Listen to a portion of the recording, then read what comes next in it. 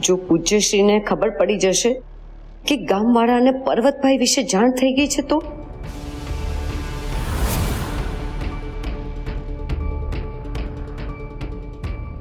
જો કે મારા સિવાય એમને કોઈ મળે જ નહીં તો ખબર પડવાનો પ્રશ્ન જ નથી. હું જ પહેલા એમને મળીને વાત કરીશ, પછી એમને જે કરવું હોય.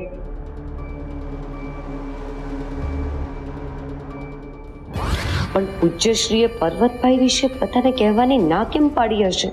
પર્વતભાઈ તો એમના માટે જીવથી પણ વાલા છે અને ઉપરથી 5 વર્ષ પછી એ આવ્યા છે, તો પણ એમને મળવાનો ઉત્સાહ પૂજ્યશ્રીમાં કેમ નથી?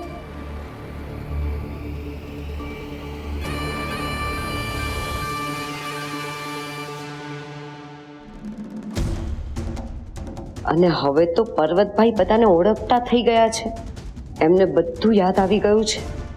આ વાત હું એમને કહીશ તો એ મને શું કહેશે? એ ક્યારે શું કરશે કાંઈ નક્કી નહીં. કદાચ મને કાંઈ ના કરે, કદાચ મને મારી પણ નાખે. કામવાળાઓ કોઈ આવીને એમને કહે એ પહેલા મારે જ કહેવું પડશે.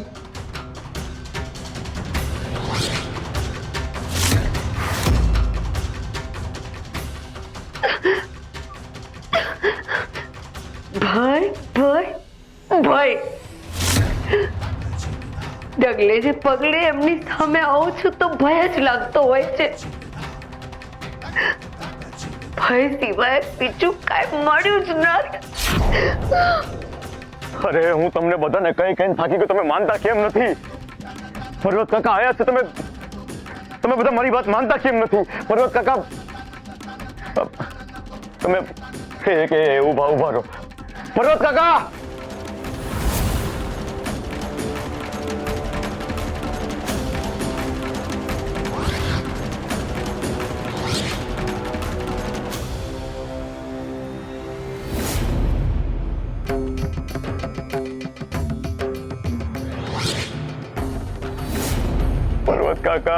પર્વત કાકા, અરે તમે ક્યાં હતા?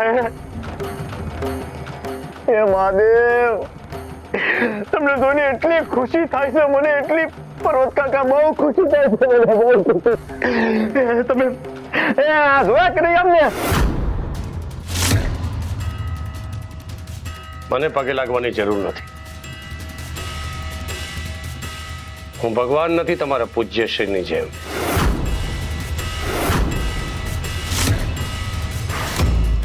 અને મારે બનવું પણ નથી. હું એક સામાન્ય માણસ છું.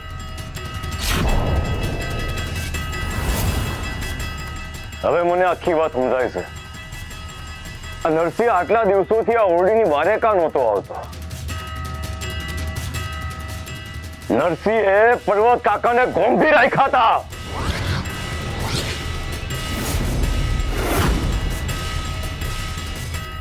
નરસિંહ મારા બાપાને તો ફોસલાવીને તેમના દોકડા પડાવી લીધા. એવું શું હતું કે તું આ અમારા ગામના મોભી આ પર્વત કાકાને ગોંધી રાખીને હું કરવા માંગતો હતો? અમે તમારા બાપુ પાસેથી દોકડા નથી લીધા, એ જાણો છો તમે.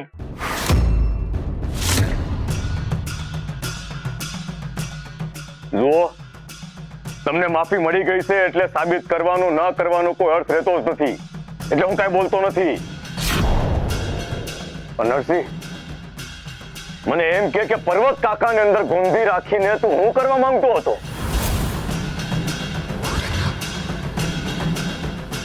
અરે આ એમની હાલત જોતા તો મને એવું લાગે છે કે તારો ઈરાદો એમને મારી નાખવાનો હતો. સાચું બોલ, તને આ બધું કરીને શું ભણવાનું હતું? બસ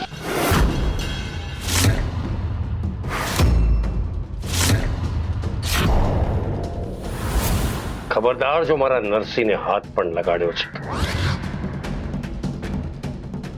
એ હાથના એટલા ટુકડા કરીશ કે વેણતા પાર નહીં આવે. નરસિંહ મારો ભત્રીજો છે.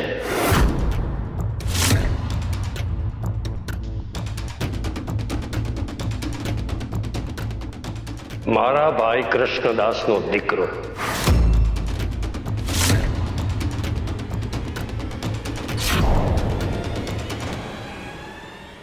એ મને ક્યારેય નુકસાન પહોંચાડે નહીં અને પહોંચાડ્યું પણ નથી.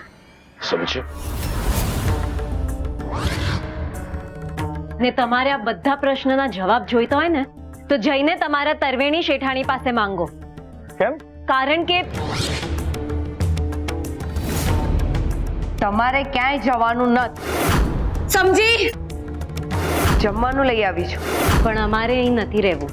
રહેવું પડશે. પૂજ્યશ્રીનો હુકમ છે. જો હુકમ નહીં માનવામાં આવે તો તમારા બધાના જીવ જોખમમાં મુકાશે.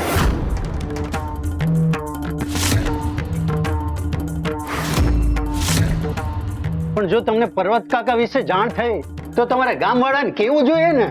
અમને જાણ થઈ એ પહેલા તરવેણી બેને જ અમને રોકી લીધા હતા અને બારણું પણ બહારથી બંધ કરી દીધું હતું. એ સવાર સાંજ અમને જમવાનું આપીને જતા પણ અમને બહાર પણ ન નીકળવા દેતા. હા, આ શેઠાણીયા ઘરની બારે પેરો ભરતા બેઠા હતા. એ વાતનો તો હું એ સાક્ષી છું. બસ તો પછી તમારા મનમાં જેટલા પ્રશ્નો છે જઈને તમારા શેઠાણીને પૂછો. અને હવે પર્વત કાકાને આરામ કરવા દો.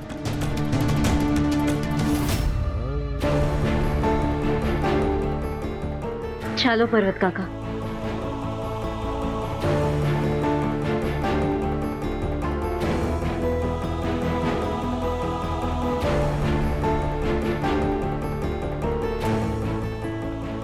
હવે શું કરશું શ્રવણ?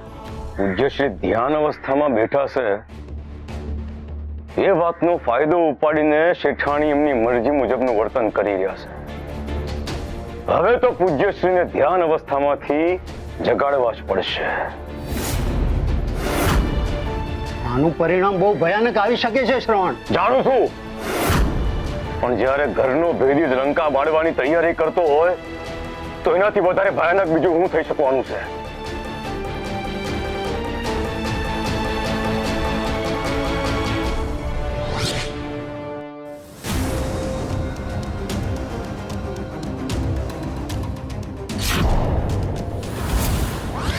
પૂજ્યશ્રી સાથે કેવી રીતે વાત કરું કાંઈ સમજાઈ નથી રહ્યું.